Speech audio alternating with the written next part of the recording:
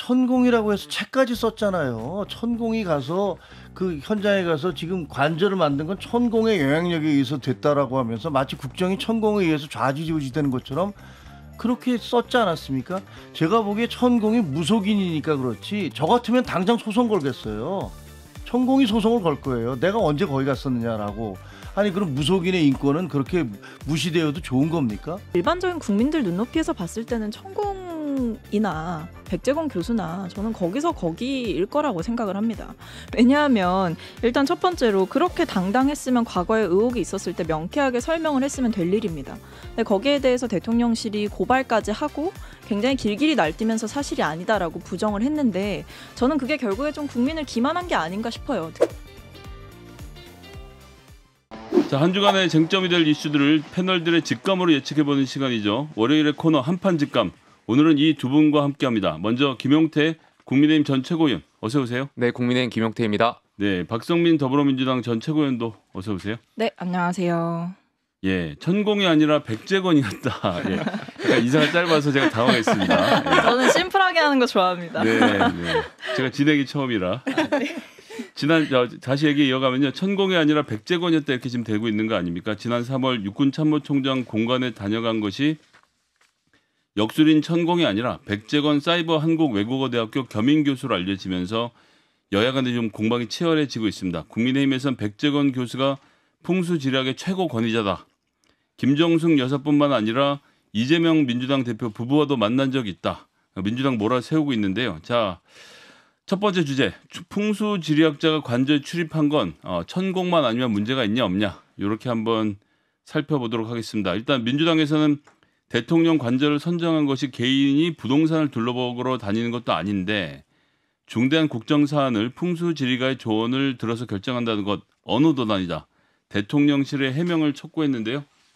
일단 민주당 입장부터 그럼 들어볼까요?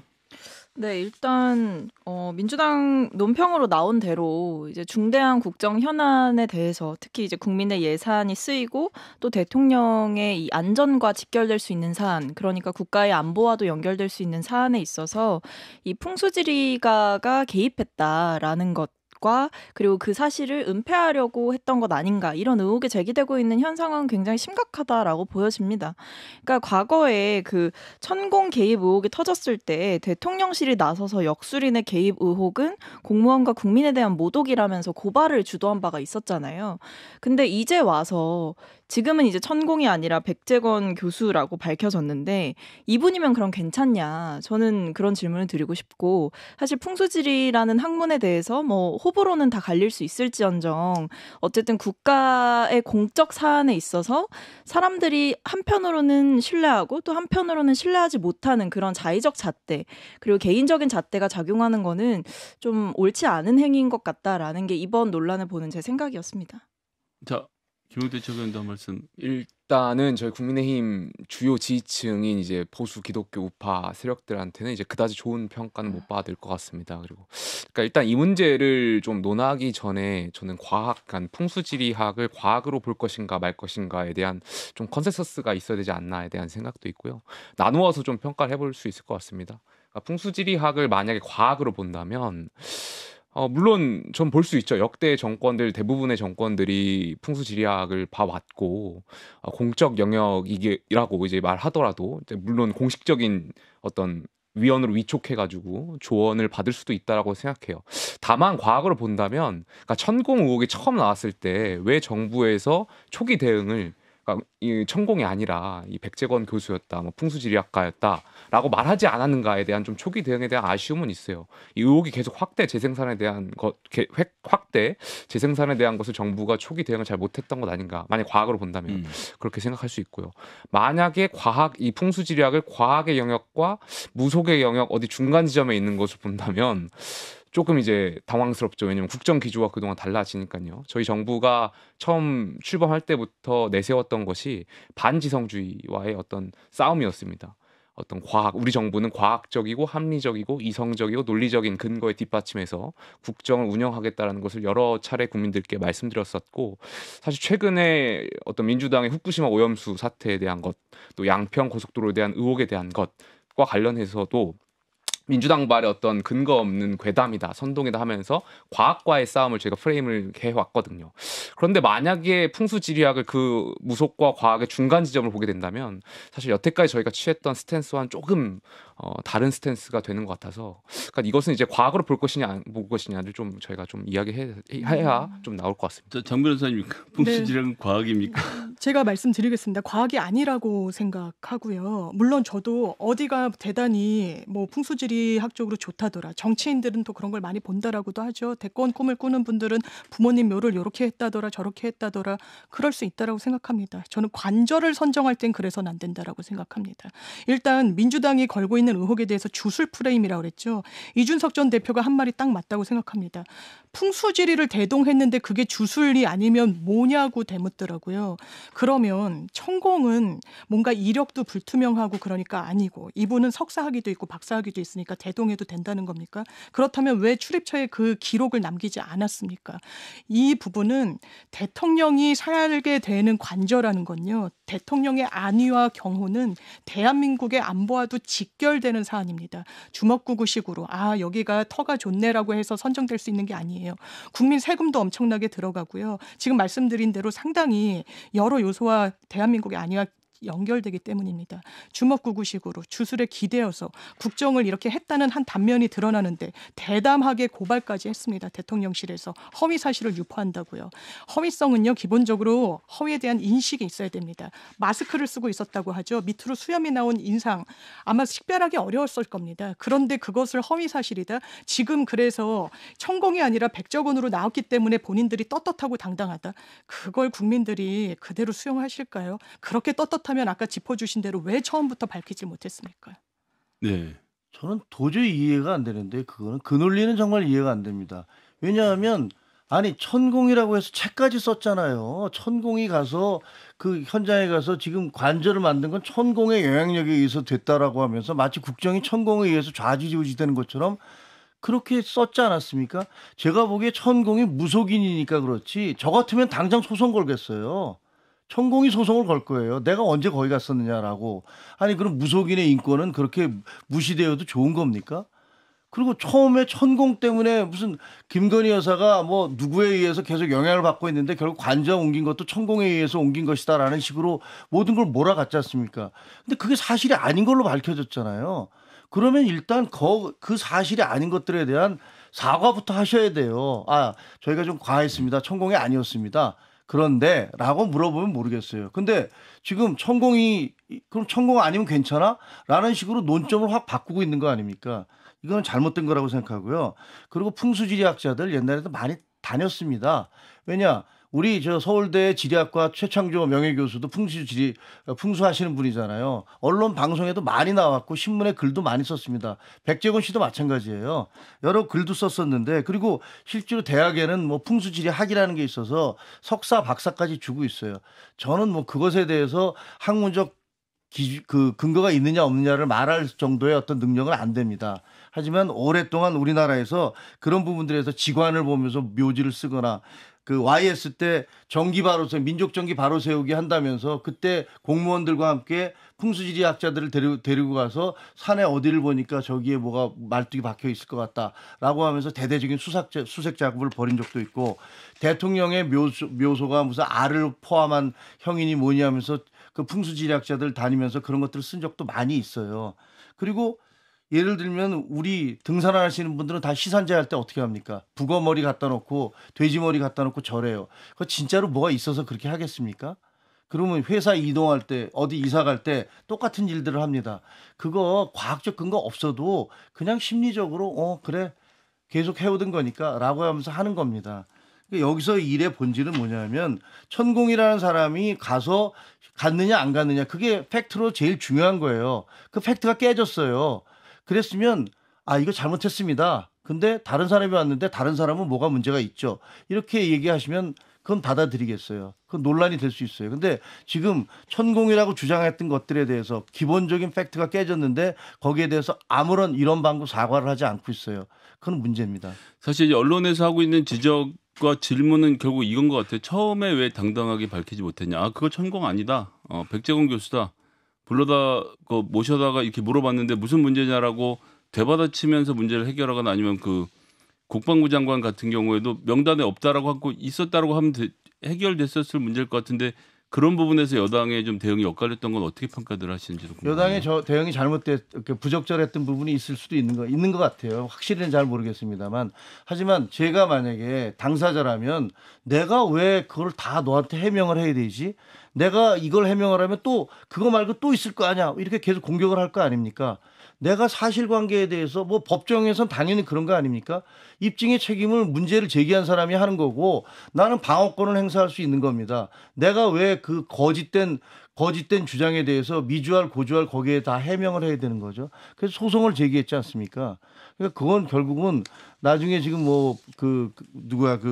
국방부 대변인이었던 부승찬 씨인가요? 그분은 계속 또 나와서 그럼에도 불구하고 뭐 이런 말씀을 계속 하시던데 법정에서 결국은 뭐가 진실인지 다 밝혀질 거 아닙니까? 자, 민주당 측 반론.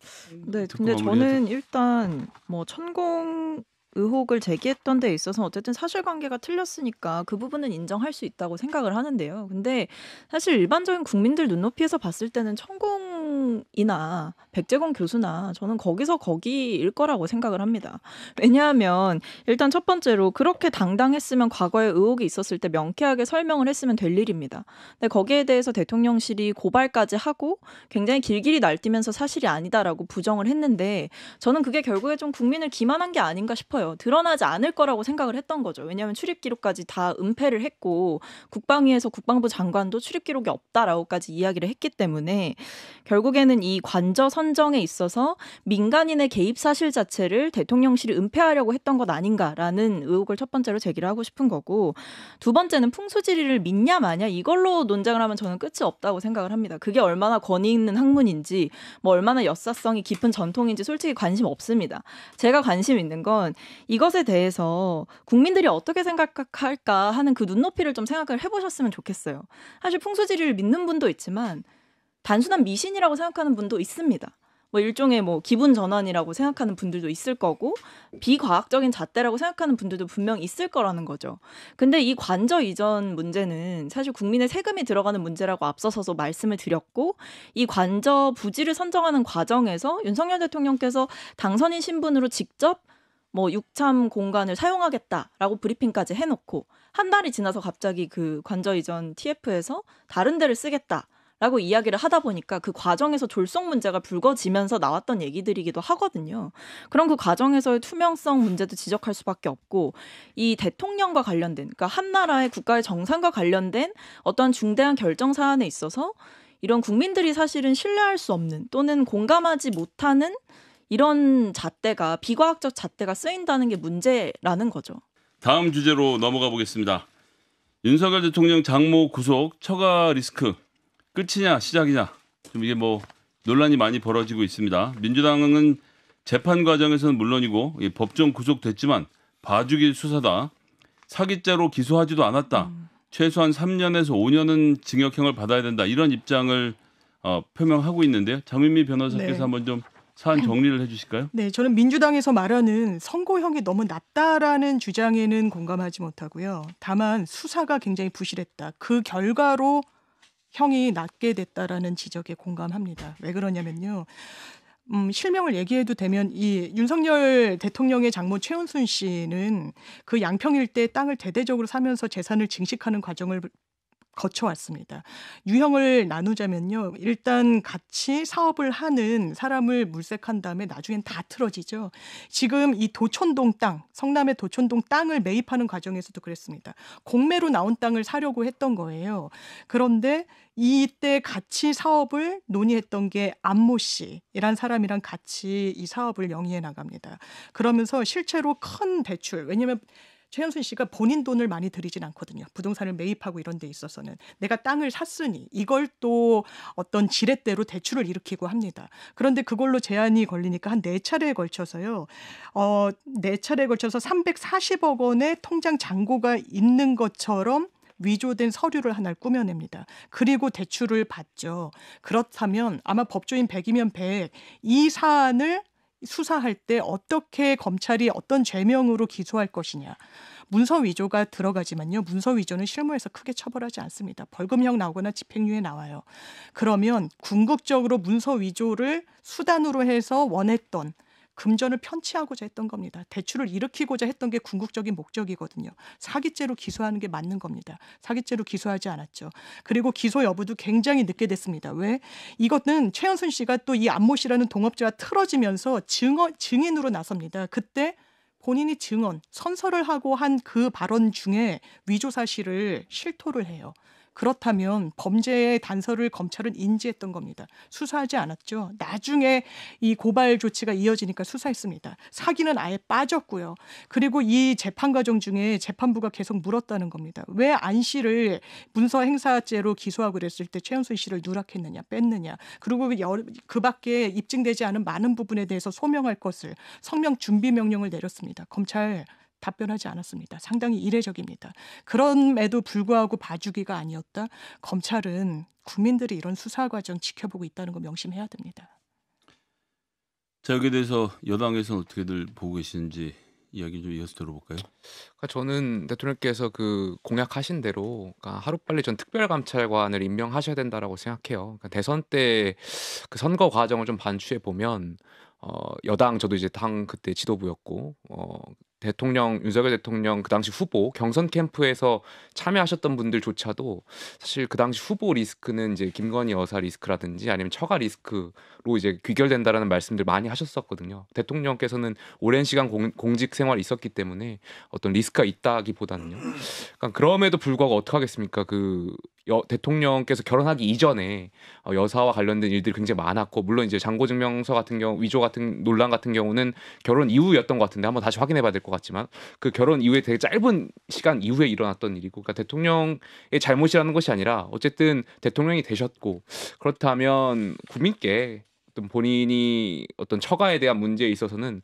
일종의 유감 표명을 먼저 하실 필요가 있지 않을까에 대한 생각도 있고요. 그러니까 역대 대통령들께서 보면은 친인척 문제로 사실 좋지 않은 문제로 그러니까 귀결됐던 것이 역사적으로 계속 해왔어요.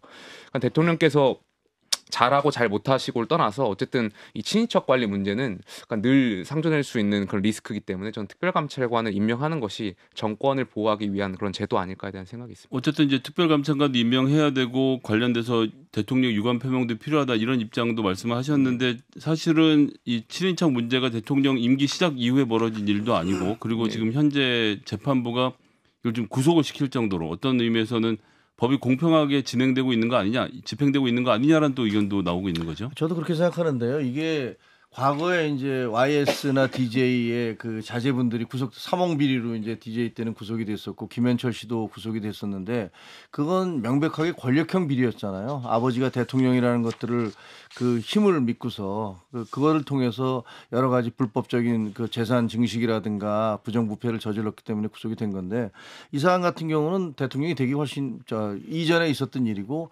실제로 무슨 뭐 대통령 그 윤석열 대통령과의 관계는 하나도 없는 걸로 저는 생각을 해요. 근데 일부는 비판합니다. 우리 장모가 다 괜찮다더니 그거 당신 뭐 책임 아냐? 그럼 어느 사위가 자기 장모에 대해서 얘기를 할 때 그건 아마 제가 보기엔 어떤 일종의 재척 사유일 수도 있지만 자기 장모가 우리 장모가 죄 있다고 합니다. 이렇게 얘기할 사유는 없을 거예요. 왜냐면 그리고 그 장모도 분명히 사위한테 나 김서방, 이서방 뭐 나는 정말 잘못한 게 없어 이렇게 얘기를 하면 거기서 꼬치꼬치 캐물으면서 뭐 수사하듯이 이거 문제 있지 않습니까? 이렇게 얘기할 수는 없을 거라고 생각이 드는데 그래서 그 발언 자체를 문제 삼을 수는 없다고 생각하고요. 대한민국은 뭐 이게 형량이 낮아졌다. 이제는 또 뭐 구속을 시키니까 구속이 되니까 형량 봐주기다 이런 얘기를 하시잖아요. 현직 대통령의 장모도 그리고 그 출범한 지 1년밖에 안 되는 그런 막강한 권력을 행사하는 대통령의 장모도 구속되는 나라가 대한민국입니다. 네. 그러니까 그 법원의 판결에 대해서 이제는 그 형량을 가지고 뭐 이것이 뭐 작게 됐다니 느리게 됐다니 이런 말씀을 하시면 저는 정말 조국 윤미향 이런 분들 떠오르고요. 돈봉투 사건으로 그런 분들 전부 다 그 체포 동의안 그 부결시켰던 그리고 이재명 대표에 대한 체포 동의안 부결시켰던 민주당이 그런 말을 하실 자격이 있을까 이런 생각도 듭니다. 자 이제 장모 사위 말씀하셨으니까 이제 사실은 윤석열 대통령이 검사 시절에 이 사위 검사였기 때문에 장모에 대한 검찰의 기소가 똑바로 안 된 것 아니냐. 사실 민주당의 문제 제기는 재판부에 대한 형량 문제 제기라기보다는 검찰 측의 수사에 대한 문제 제기인 거죠? 뭐 민기적거린 거 아니냐라는 문제 제기를 할 수밖에 없는 상황인 거죠. 근데 일단 저는 두 가지 말씀을 드리고 싶은데 첫 번째는 이 장모의 죄질이 굉장히 나쁘고 재범과 도주의 우려도 있다라고 재판부에서 판단을 해서 법정 구속을 한 거예요. 그다음에 위조한 문서가 4장이나 되고 이 중 한 장은 심지어 소송에 그러니까 재판부를 속이려고 위조해서 제출을 했다라는 거죠. 이런 거는 이제 법원까지도 기만하는 행위였던 것이죠. 근데 저는 이런 게 대통령이 그동안 그렇게 줄기차게 말씀하셨던 부패 카르텔이 아닌가 싶습니다. 여기에 대해서 대통령실에 명확한 입장 표명 저는 있어야 된다라고 생각을 하고요. 지금처럼 회피해서 될 문제 아니다. 그건 오히려 대통령의 그동안 줄기차게 외쳐왔던 이권 카르텔, 부패 카르텔 혁파를 그 의지를 완전히 대통령실이 무시하고 있는 거다라는 생각이 들어서 대통령실이 제발 불리한 일에는 좀 회피하지 말고 좀 제대로 입장 표명해줬으면 좋겠다는 생각이 들고 두 번째는 이제 과거에 이 본부장 리스크가 있었죠. 그 대선 기간 동안 본인, 부인, 장모 리스크가 이제 있었는데 이게 사실 현실화된 거 아니겠습니까? 그럼 여기에 대해서 대통령이 그동안은 우리 장모는 사기의 피해자다라고 말씀을 해두신 게 있다면 국민들께 잘못된 사실을 본인이 발언한 것에 대해서 사과를 하셔야죠. 적어도 유감 표명이든 사과든 저는 무조건 그 둘 중에 하나는 해야 된다라는 생각이 들고 이렇게 피해서 될 일이 아니다라는 말씀을 드리면서 과거에 그 검찰총장 시절에 대검찰청에서 총장 장모 대응 문건이라는 걸 만든 적이 있었습니다. 그래서 이 장모와 관련된 사건들에 대해서 논리를 만들고 이 최은순 씨를 장고 증명서 이 위조 사건의 피해자로 언급하기까지 했었다는 거죠. 그러니까 이런 것도 사실은 공권력이 동원이 됐던 점에서 그 당시에 이제 검찰총장의 입장에 대해서 대변할 필요가 있었다라는 것이었죠. 뭐 그런 것도 예. 있었지만 어쨌든 지금은 사실 법원의 판단이 나온 것이기 때문에 그 과거의 일들까지 다 본인이 생각한다면 대선 기간 동안 했던 발언, 과거의 대검찰청에서 했던 행위들에 대해서 마땅히 책임을 지고 사과를 하는 것이 대통령의 자세다라고 생각합니다.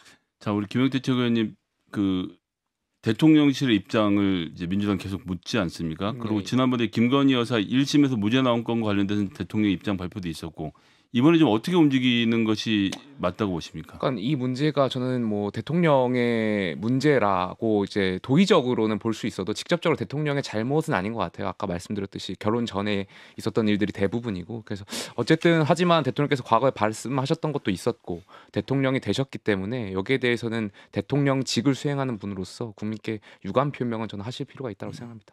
동의하십니까? 동의합니다. 왜냐하면 뭐 그 가족으로서 자기 가족을 보호하려는 그런 의도는 뭐 다 이해가 돼요. 원래 보면은 증거인멸도 본인의 문제는 해당이 안 되잖아요. 네네. 그렇기 때문에 그 이해가 되지만 법원에서 판결이 내려졌잖아요. 그 2심까지 가서 판결이 내려졌기 때문에 그동안 법정 구속이 됐고 그러니까 그 부분에 대해서는 적절한 어떤 의견 표명이 필요할 거라고 생각이 됩니다. 장 변호사님 이제 네. 브리핑해 주시느라 말씀 못 하셨는데 한 말씀도 같이. 저는 대통령의 권력형 비리라고 진단하고 싶진 않습니다. 다만 무관하다고 얘기할 수 없습니다. 아까 말씀 주셨지만 검찰총장일 때 사실상 대검 수사정보정책관을 이 논리를 방어하는 데 활용했어요. 사유화했다라는 비난에서 벗어나기 어렵습니다.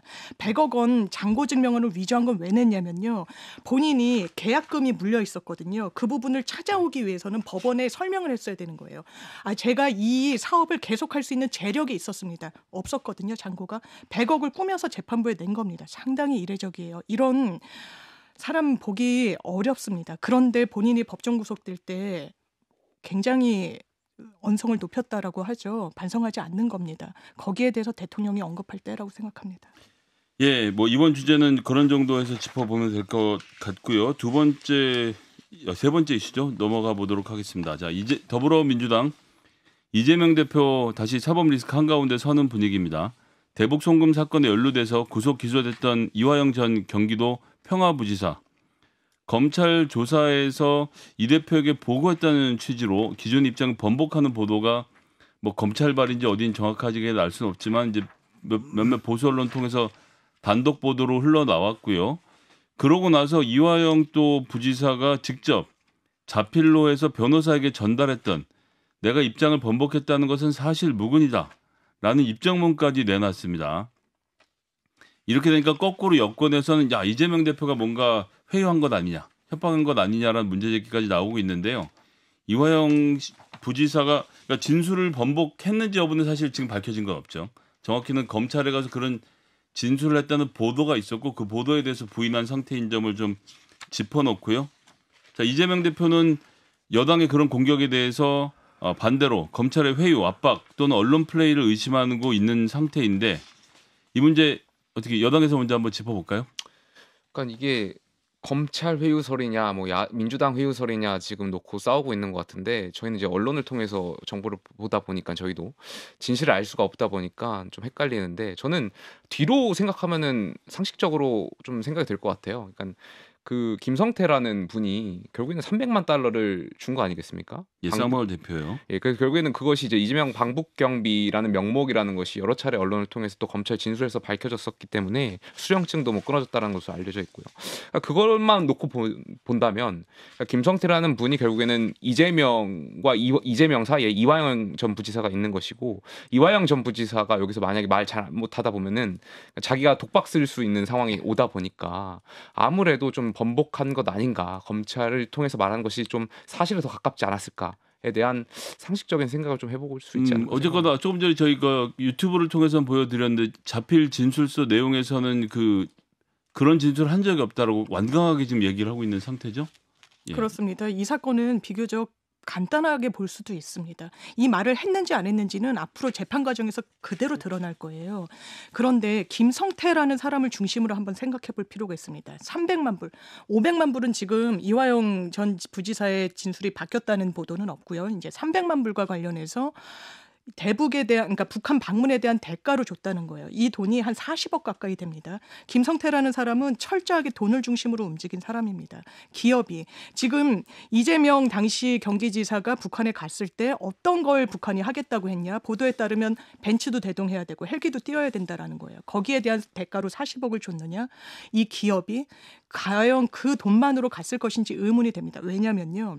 이 돈이 갔던 그 즈음에 쌍방울에서 북한에 돈을 보낸 건 맞는 것 같습니다. 다만 단천 지구의 희토류를 본인들이 단독으로 수입한다라고 해서 작년인가 재작년인가 TV조선의 첫 보도는요. 이 돈의 흐름과 관련해서 검찰이 어떻게 수사를 하고 있었다고 나왔냐면 북한에 돈을 보내고서 이런 희태류 강물권의 독점권을 보유한 다음에 주가 조작을 했다라는 취지로 수사가 시작된 것으로 보입니다.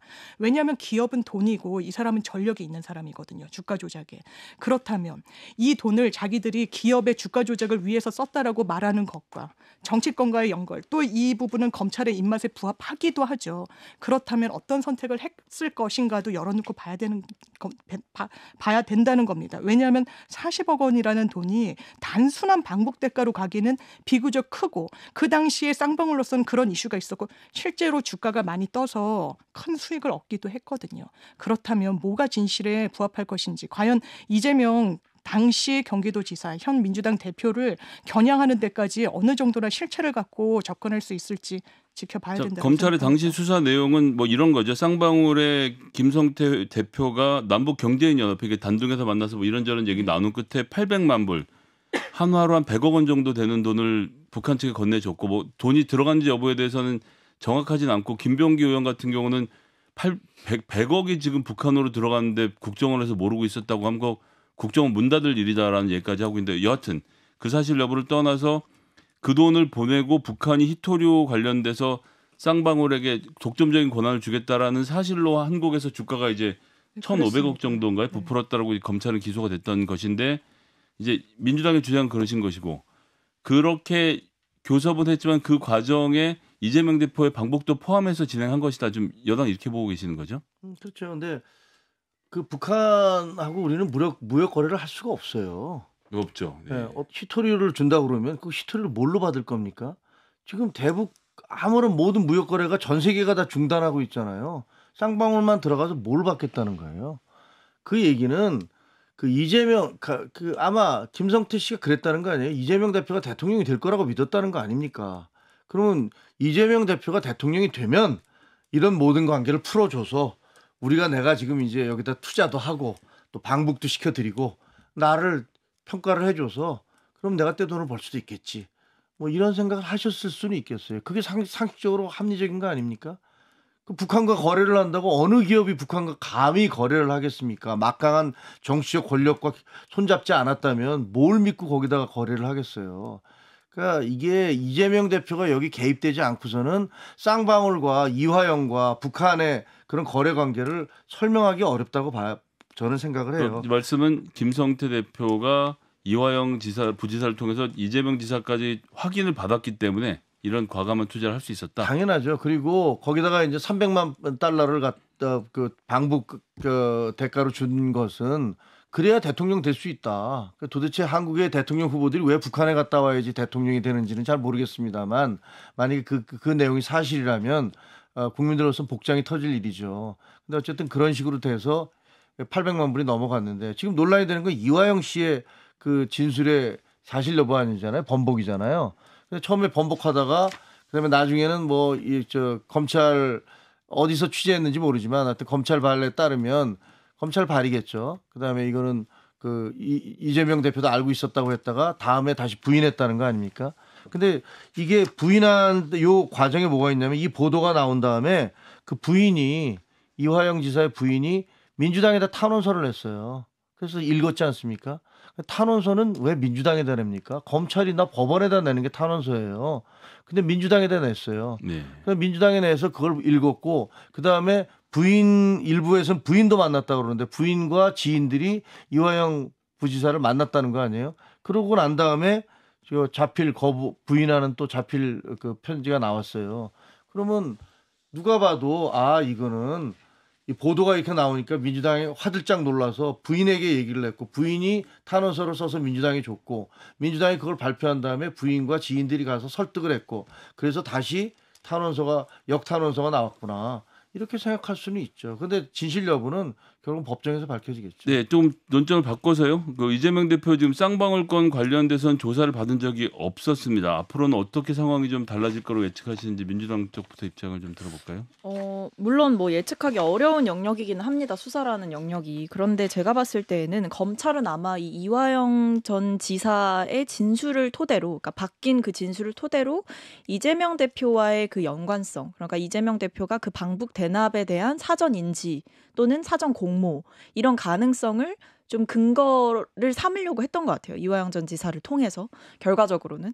그런데 어쨌든 보면 지금 탄원서도 나왔고 본인의 자필 편지까지 나와서 이 언론에 흘러나간 이 검찰발 기사가 사실과 다르다라고 본인이 부정을 하고 있는 상황이기 때문에 사실 검찰의 계획이 좀 일부 흐트러진 게 아닌가 싶고 그런 점에서 이재명 대표를 직접 소환해서 뭔가를 조사하기에는 이재명 대표와의 객관적인 연관성이 아직 담보되지 않고 있는 상황 아닌가 싶어서 좀 수사가 아직까지는 그렇게 크게 진척될 것으로 보여지지는 않는 것 같습니다. 자, 일단 내일 이화영 부지사 또 출두까지 하는 상황이고 여기까지 얘기를 들어봐야 좀 더 얘기가 진전이 될 수 있을까요? 어떻게 보십니까? 아무래도 내일 좀 법정에 나오셔가지고 이야기하는 것이 그동안의 진술이 어떻게 변화했는지 좀 확인할 수 있는 길이 되지 않을까 싶습니다. 결국 이제 구속영장 청구로 얘기가 넘어갈 수밖에 없습니다. 이런 수사가 이루어지고 나면 검찰이 이제 대장동 건이나 그전 건을 가지고 이재명 대표에 대한 구속영장을 다시 청구할 것이다라는 예상이 처음에 있다가 이 쌍방울 건이 불거지면서 이제 이 쌍방울 건으로 새로운 영장 청구가 이루어지겠구나라는 예측들이 좀 나오고 있는 상태고요. 우리 청취자분들의 이해를 돕고자 말씀을 드리면 이제 민주당이 방탄국회라고 이제 공격을 당할 때는 사실 한 번 회기가 끝나고 다음 회기까지 간격 없이 계속 회의가 진행되다 보니까 검찰이 영장을 청구할 수 있는 비회기 기간이 없었던 것인데 이번 같은 경우는 지금 8월 초부터 한 16일까지인가요? 회기가 비게 되죠. 그러면 검찰로서는 그 기간에 영장 청구를 할 수도 있고 그런데 또 다른 쪽에서는 그땐 하지 않고 회기가 다시 시작되면 민주당을 시험 들게 할 것이다. 뭐 이런 주장들이 좀 맞서고 있는 상태인데요. 이 문제는 어떻게 보시는지 또 얘기 좀 들어보도록 저는 하겠습니다. 회기 때 할 것 같아요. 회기 때요? 이것이 뭐 일각에서 민주당을 교란하기 위한 그런 건 저는 잘 모르겠고요. 아무튼 어쨌든 이재명 대표는 야당의 대표입니다. 그렇기 때문에 헌법이라든지 국회법이 그 취지에 따라서 국회의 동의를 거쳐가지고 영장실질심사를 받게끔 하는 것이 저는 그것이 맞는 방향이라고 생각합니다. 그러니까 그 말씀은 검찰 측에서 회기 바깥에서 국회의원한테 영장 청구하는 것은 뭔가 아니 야당 대표이기 대표이기 때문에 때문에. 야당의 대표이기 때문에 네. 좀 더 특수하게 좀 봐야 된다라고 생각합니다. 어떻게 보십니까? 약간 예우 차원으로 검토한다는 취지를 읽히는데요. 오히려 정성호 의원 같은 경우에는 이 민주당 정말 교란책으로 회기 중에 할 거다.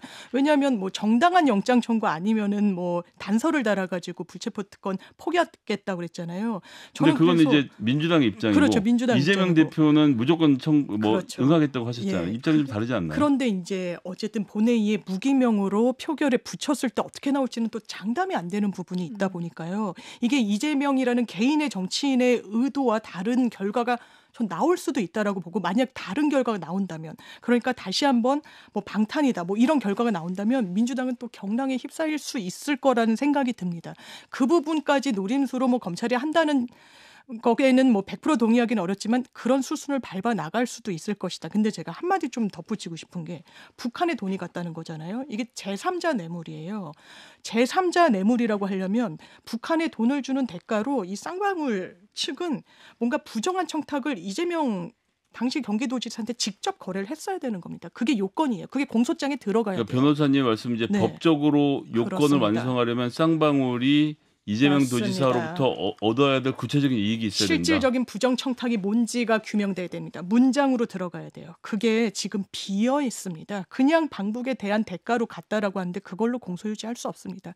제3자 뇌물로 의율하지 못했을 때 뇌물로 하려면 대가성이 있어야 돼요. 뭐가 있는지 굉장히 흐릿합니다.